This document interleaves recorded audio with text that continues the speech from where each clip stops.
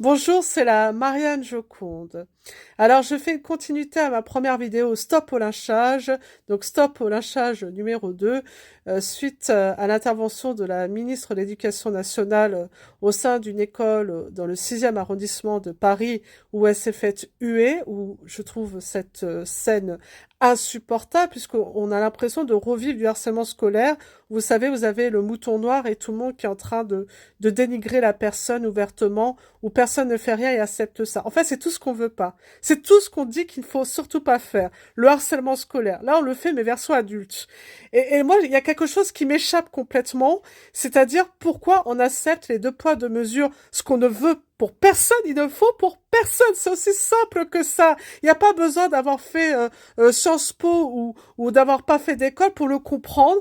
Pour moi, c'est très simple. C'est très très simple. On ne l'applique à personne. Donc déjà, on arrête ça. On arrête ça. C'est aussi simple que ça. Alors, pour revenir sur le clivage privé-public, la réalité, c'est que le public va très très mal et qu'il manque énormément de moyens. Je vous dis pas que le privé, c'est forcément mieux, mais sur certains éléments, c'est mieux. Il y a déjà moins d'élèves par classe, il y a aussi un rythme de cours où il y a une pensée pour faire en sorte qu'il n'y ait pas le moins de déplacements possible. Donc, il y a un gain de temps sur les cours, en fait, hein, parce que pendant que l'élève ne se déplace pas de classe en classe, ou c'est le prof qui se déplace directement, bah, ça fait gagner du temps, ça fait moins de brouhaha, ça permet plus de concentration également. Donc, il y a des choses comme ça qui peuvent s'appliquer dans le public, mais qu'on ne fait pas. Et pourtant, c'est pas un problème de moyens, c'est aussi un problème de directive, certainement, ou je ne sais quoi. Peut-être que là, je parle sans savoir, mais pour moi, si c'est possible dans le privé, on peut le faire aussi dans le public. Comme avoir le double des livres chez soi.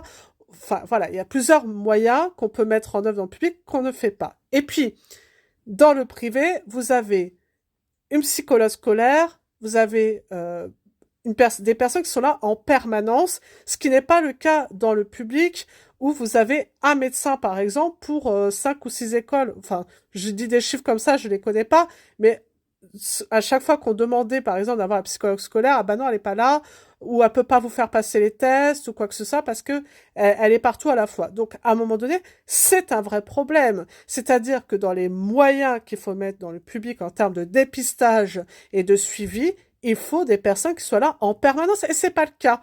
Donc, il faut aussi se dire la vérité sur aussi pourquoi il y a des parents qui changent de cursus leurs enfants parce que sinon leurs enfants sont hors système scolaire. Alors je vous dis pas que ceux qui sont dans le public et qui en souffrent aussi sont à ne pas sont pas des cas à traiter, mais même quand on est là pour les défendre, personne ne fait rien. On leur dit il n'y a pas les moyens, il n'y a pas les moyens, c'est marche ou crève. Donc qu'est-ce que font les parents? Eh ben, ils cherchent comme ils peuvent un moyen de survie. Et qu'est-ce que le moyen de survie? C'est d'aller dans le privé. Alors, pour la ministre de l'Éducation nationale, qui vient juste d'arriver, eh ben, si elle entend ce qui se passe, elle va pouvoir nous répondre, nous dire qu'est-ce qu'elle compte mettre en place pour permettre plus de moyens, pour qu'il y ait cette égalité des chances, aussi bien pour des enfants qui ne sont pas en difficulté scolaire, mais aussi pour les enfants qui sont en difficulté scolaire. Le but, c'est que l'ensemble des enfants s'épanouissent. Mais il ne faut pas oublier que l'environnement aussi a un impact sur les choix, parce que si vous êtes dans un secteur où il y a un problème de sécurité, de violence, de harcèlement scolaire, où il y a tout ça, forcément, ça fait réfléchir, surtout avec toutes les affaires qui ont éclaté. Voilà, je suis bien placée pour en parler, je l'ai vécu moi-même, et croyez-moi, si j'avais pu avoir une école privée, j'aurais été contente.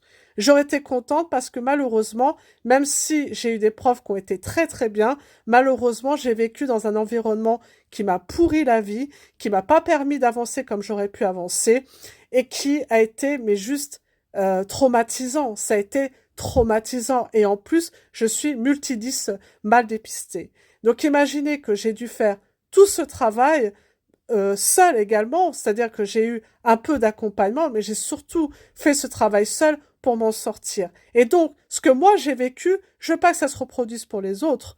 Donc il est normal aussi que on cherche des réponses, qu'on cherche des solutions pour ne pas se retrouver dans cet enfer, car c'est un enfer de vivre du harcèlement scolaire plus devoir vaincre ses propres difficultés et aussi vouloir avoir l'envie d'apprendre et qu'on ne peut pas parce que vous êtes stoppé par des personnes qui sont délinquantes, qui n'arrivent pas de faire du bordel du matin au soir et que si vous voulez participer, on vous dit arrête la lèche-cul ou quoi que ce soit, c'est compliqué, c'est compliqué. Alors, maintenant, il faut vraiment poser les choses sur la table et se dire qu'est-ce qu'il faut faire. C'est-à-dire, si on veut remettre vraiment que du public, dans ces cas-là, mettez les moyens et interdisez le privé. Mais on sait très bien qu'on est dans un système capitaliste. On sait très bien que c'est pas ça que vous voulez faire.